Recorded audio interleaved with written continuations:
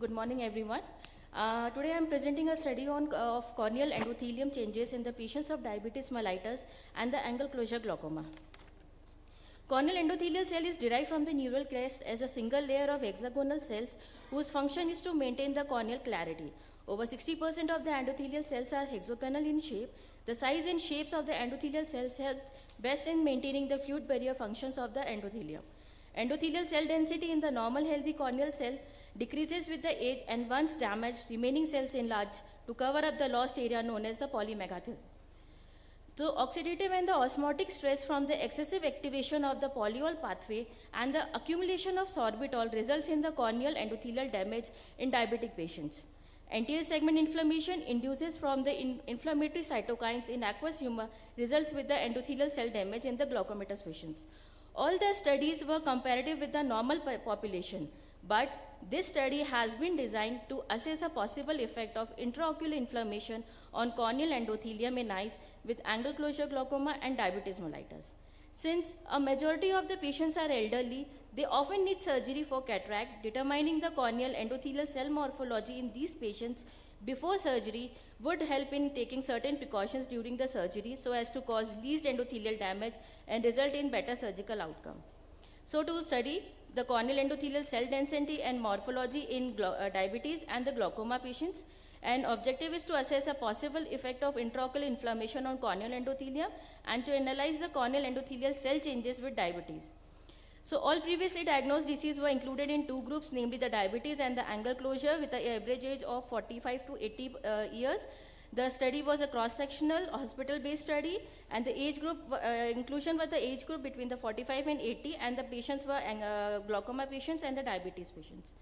Exclusion criteria: subluxated cataract, traumatic cataract, combined procedures, patients having undergone any prior keratorefractive procedures. So the methods of investigations include the best corrected visual acuity, detailed slit lamp examination, IOP measurements, gonioscopy, dilated examination, and the specular microscopy.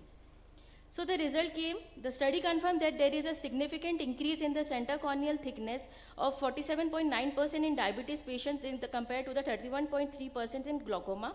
And the study also found a significant decrease in the endothelial cell density with a 16.7% in diabetes and 12.5% in glaucoma patients.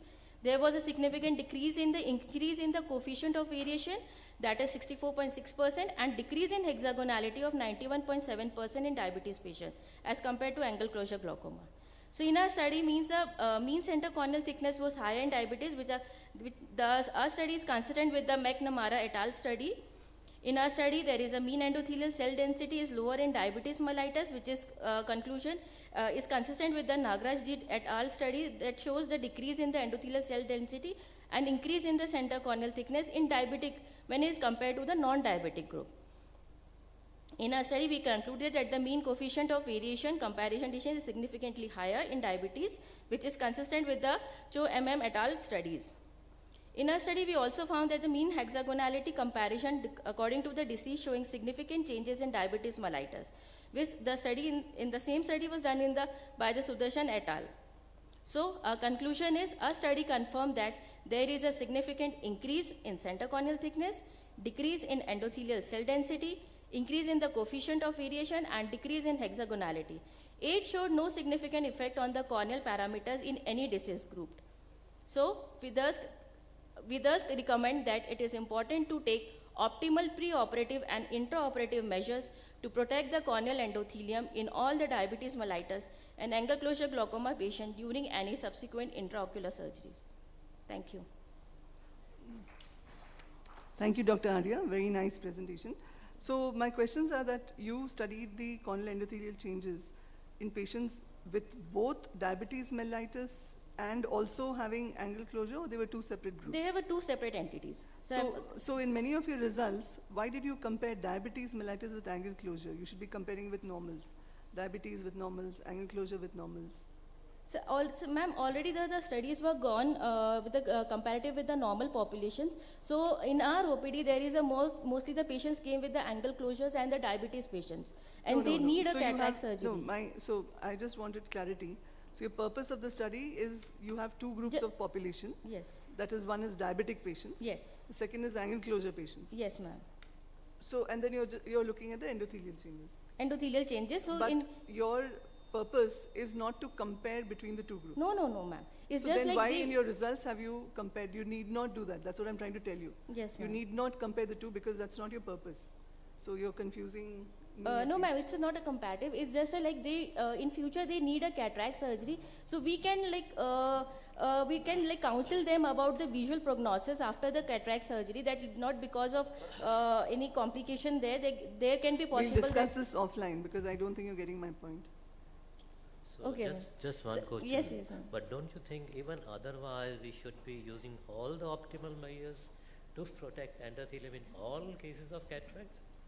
No, sir. So we don't take it lightly. Yes, sir. That was the concluding slide. So Yes, sir. we should be taking all the measures. That is just a comment. Yeah. I totally agree with sir. Yes, sir. One question is that whenever you do any study, you want to establish causality. When you're trying to get two things correlating with each other, I wish when you next time look at your own study, look at the causality, how to establish causality of your finding, right? And you will find out that sometime can be chance findings and which you try to interpret in a way which suits you, but does it actually satisfy the criteria of causality? I have a question. Did you use any control for your study No, in sir. any way? Then how can you say that these changes are age-related normal or they are not normal? Because diabetes, and you cannot compare two things, diabetes and either you have mixed two studies together, you have taken two studies and you are presenting it, or No, sir. It's because a they are two separate entities. yes, sir. Because age-related, you should have compared with the age also, and you should with have the control normal. also. So there are a lot of confounding factors. So normal attrition rate, how the attrition rate differs in diabetics, were the age groups different? Your age group is 45 to 80. 80 years. So at 40 and 80, the attrition rate in 40 years around 0.4 to 0.6% every year. That will also vary. So there are a lot of confounding Okay. factors. So, but anyway, it's a good